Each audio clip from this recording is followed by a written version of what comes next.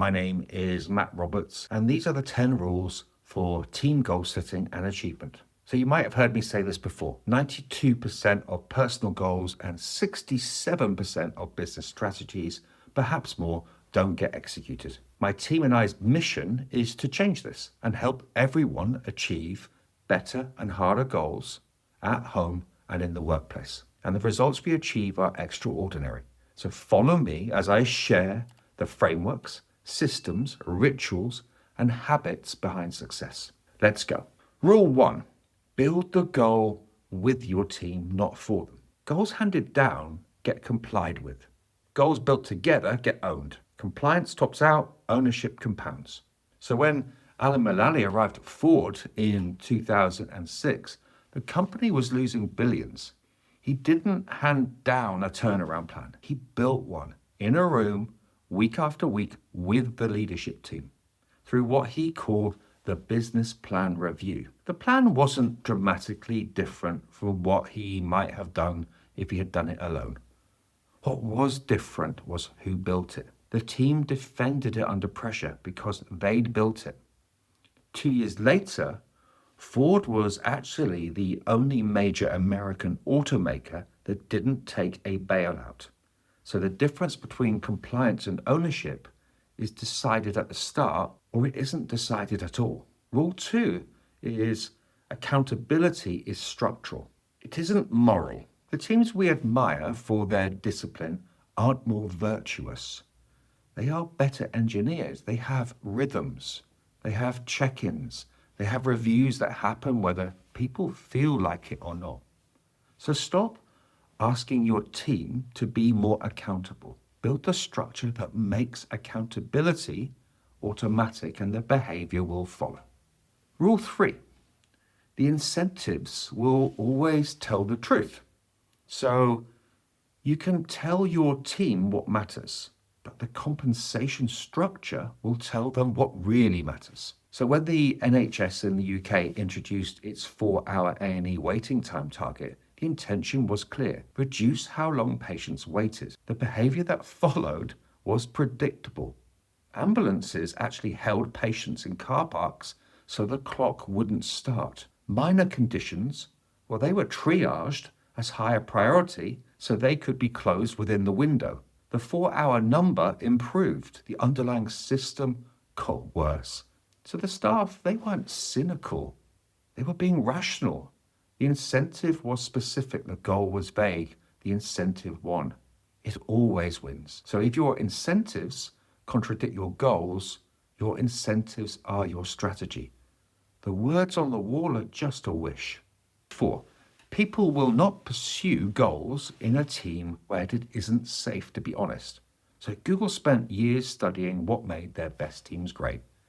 IQ didn't predict it, seniority didn't predict it, tenure didn't predict it. What predicted it was psychological safety, whether people felt safe asking a naive question, disagreeing with a senior voice, admitting to what they didn't know. Project Aristotle was published in 2015. The team with safety pursued hard goals. The team without safety performed the pursuit of hard goals while quietly protecting themselves.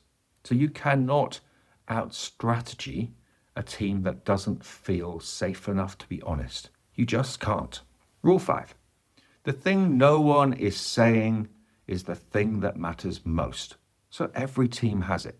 The topic that shapes every meeting by its absence. The questions that no one asks. The elephant in the room everyone is quietly and politely talking around. In the run-up to the Challenger disaster in 1986, the engineers knew the O-rings failed in cold temperatures. They raised concerns in the meeting the night before the launch.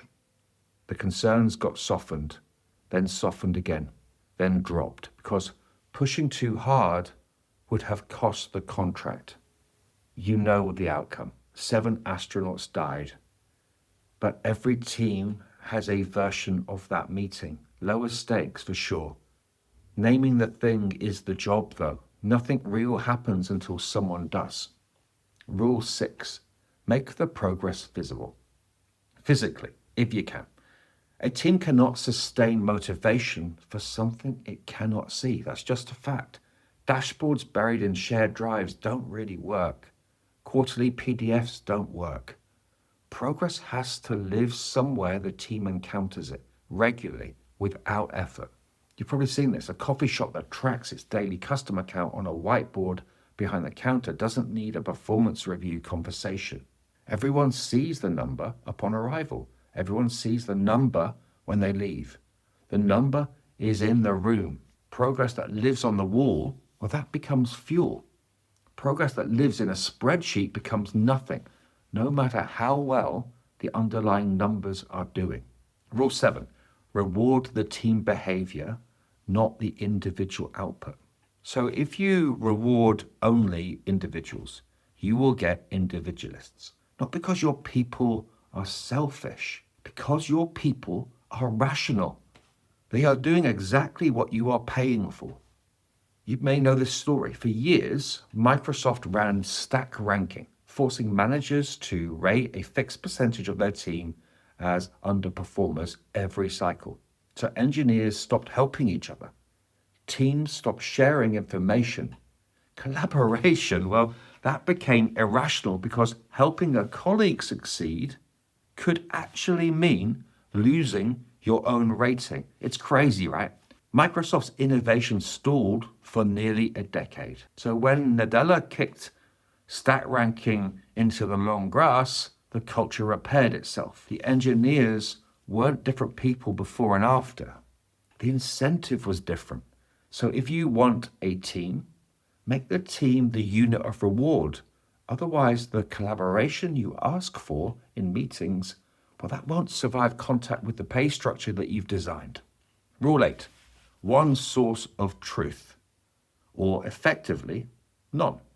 So picture a family household with 3 calendars, one on the fridge, one on phones, and one in someone's head. Well, that household doesn't have a calendar.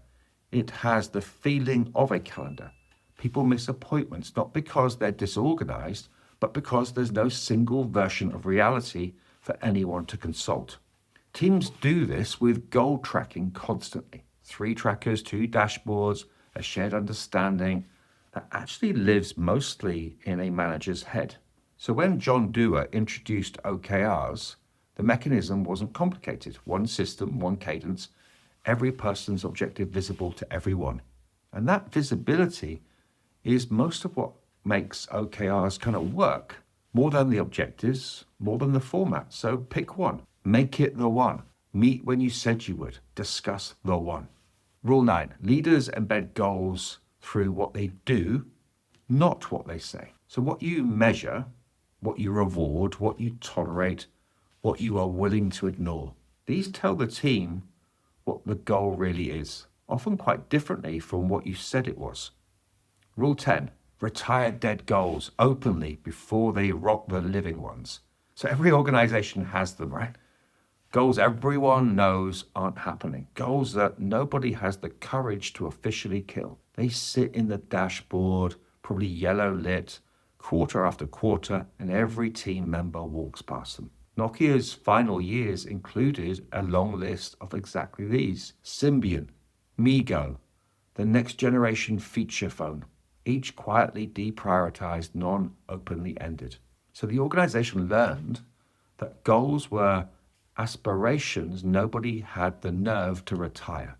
So one dead goal in a system discredits every living goal right next to it. So the team always knows which is which. And killing it openly isn't a failure, it's a defense of credibility for every goal that remains. As I said at the beginning, 92% of goals are not achieved. 67% of strategies fail at execution, and neither is an ambition problem. Both of those are system problems. So if you're an employer, you can teach and coach your managers and their reports to set sharper goals, connect them to strategy, and achieve them systematically. When we do this, we start with a few teams. We measure the shift. We scale from there. All of the KPIs that matter moved. Reach out to learn more.